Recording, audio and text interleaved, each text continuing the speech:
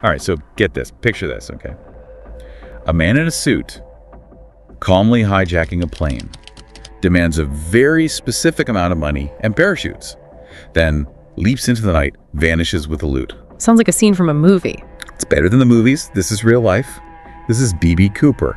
And today we're unpacking this enigma that, to this day, baffles investigators and mystery buffs alike. Yeah, what makes this case so captivating, so intriguing, it's not just the audacity of the crime itself, it's the mystery that surrounds it. Like D.B. Cooper, it's almost as if he just materialized out of thin air, pulled off this improbable feat, and then just vanished. Poof! Gone. Became this legend, this myth of unsolved mysteries. And the more you dig into the details, the deeper this rabbit hole goes. Oh, absolutely. So for those who might not be familiar with this story, with this legend, let's rewind. Back to November 24th, 1971. A day, seemingly ordinary, right? Until you realize it's the eve of Thanksgiving. And a Northwest Orient Airlines flight takes off from Portland, Oregon, headed for Seattle. Nobody on board had any idea they were about to make history at 30,000 feet. History in the making. Among the passengers and crew, there's a man, just an average guy, seemingly. He'll soon be known around the world as D.B. Cooper. Now, picture this. He's dressed to the nines, dark suit, crisp white shirt, and he's even got a tie on. This is the 70s, Rouse. Not exactly your typical airplane attire. No, not at all. Cooper, he calmly lights a cigarette, orders a bourbon and soda. Oh, we've got a classy criminal on our hands. Right. And we know this because he paid for it. He paid for his drinks. Now that is interesting, isn't it? That little detail. It speaks volumes, doesn't it? This wasn't some random act, some impulsive, spur of the moment thing. This was calculated. Cooper was meticulous, almost theatrical in his approach. Right. And get this, even the name Dan Cooper that he used to buy his ticket. Turns out that wasn't even his real name. A miscommunication somewhere down the line is how he ended up D.B. Cooper. But it stuck. It stuck. Imagine that. Okay, so here's where things get really interesting. Mid-flight, Cooper passes a note, gives it to the flight attendant. I'm guessing it wasn't a love letter. No love letter here.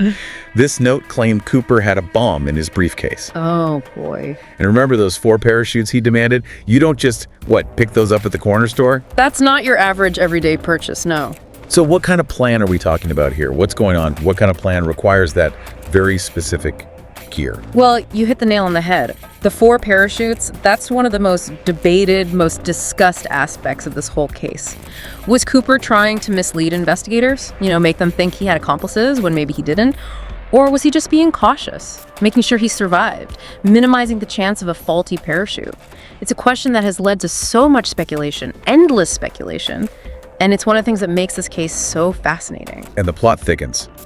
There's another thing. The plane itself, Cooper specifically asked for a Boeing 727. Not exactly your average getaway vehicle, right? But that, my friend, is no coincidence. Right. The Boeing 727, it had a very particular, shall we say, a very crucial feature. And this feature, well, it made Cooper's, daring escape plan even remotely possible. What's so special about a 727? The aft staircase. The what? The aft staircase. It's a staircase in the back of the plane. It could be lowered during flight. And guess what? Not a lot of commercial airliners, even back then, had that feature. It's rare, see? But this design, this little quirk, ended up being, absolutely pivotal to Cooper's plan. Imagine the audacity of it all. Demanding not just any plane, but that specific plane. Because of that aft staircase, his unique escape route. He really thought of everything, didn't he? So what do you think? Was he a pro? Did this guy know what he was doing? Or was he just really, really lucky to get that plane? It's like this whole thing was planned out in advance, like he knew exactly what he was doing. What do you think? Was D.B. Cooper a pro? Or was he just, crazy lucky to get that plane with the aft staircase? Well, that is the million-dollar question, isn't it? Some people, they think he must have had, inside information. Like maybe he knew someone, a disgruntled employee, someone who wanted to, get revenge. Yeah, exactly. Someone with a score to settle. But then others, they look at the demands, the money, the parachutes, and that calm demeanor. He wasn't nervous, wasn't panicked, which suggests, a level of premeditation, a more, what's the word? Calculated approach. Yes, calculated, like a criminal mastermind. Right, and let's not forget about the FBI's investigation.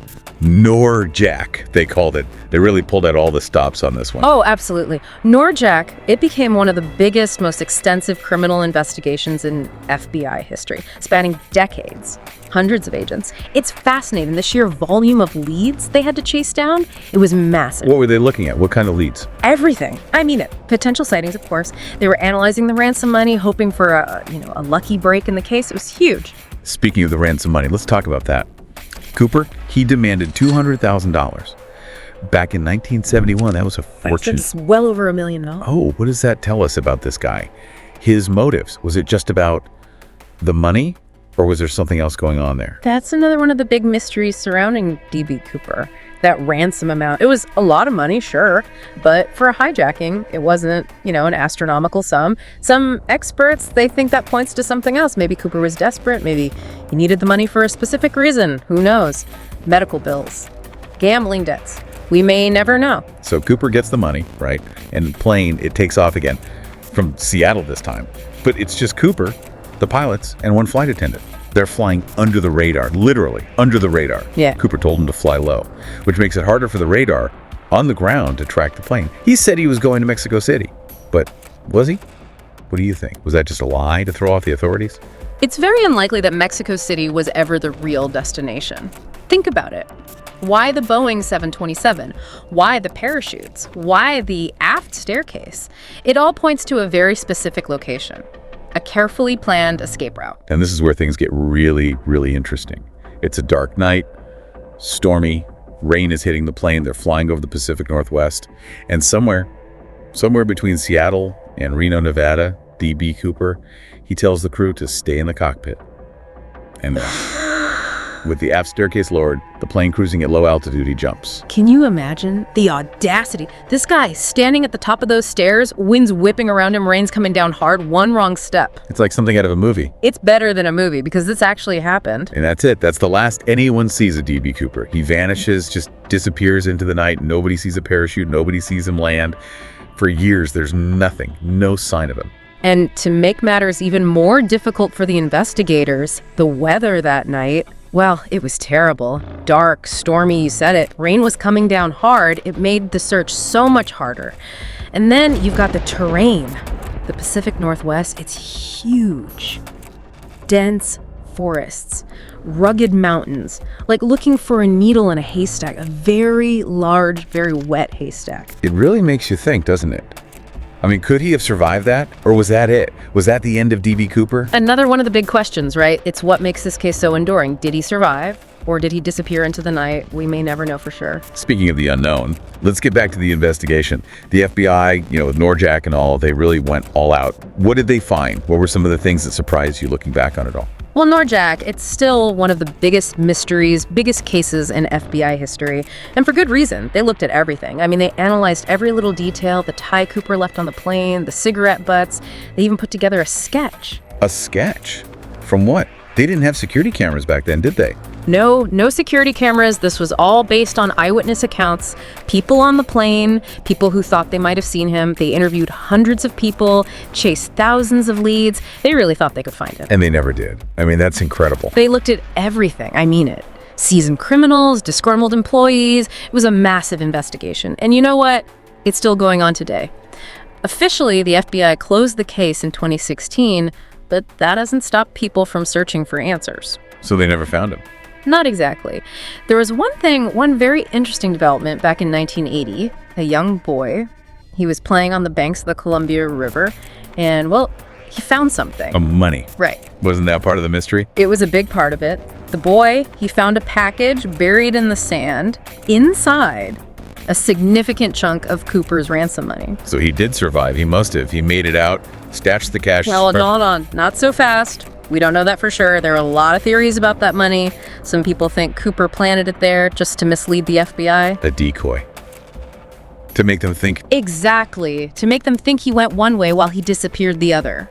It's all speculation, of course. Okay, so we've got a plane hijacking, a daring escape, a mysterious disappearance, and a pile of money found years later.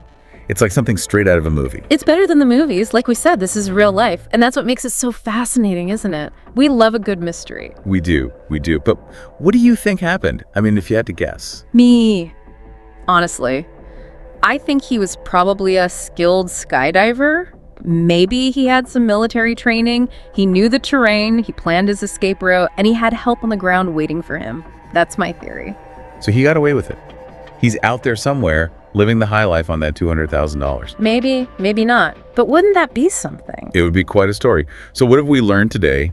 D.B. Cooper, whoever he was, he pulled off one of the most daring heists in history and got away with it. At least we think he got away with it. That's the beauty of it, isn't it? We still don't know for sure, and maybe we never will. But that doesn't mean we should stop searching for answers, stop asking questions. The mystery of D.B. Cooper lives on. And who knows, maybe one day, someone, somewhere, will finally uncover the truth. Until then, we'll keep speculating, keep imagining, and keep the legend of D.B. Cooper alive. And on that note, we'll say goodnight. Thanks for joining us on this deep dive into one of history's greatest unsolved mysteries. Until next time.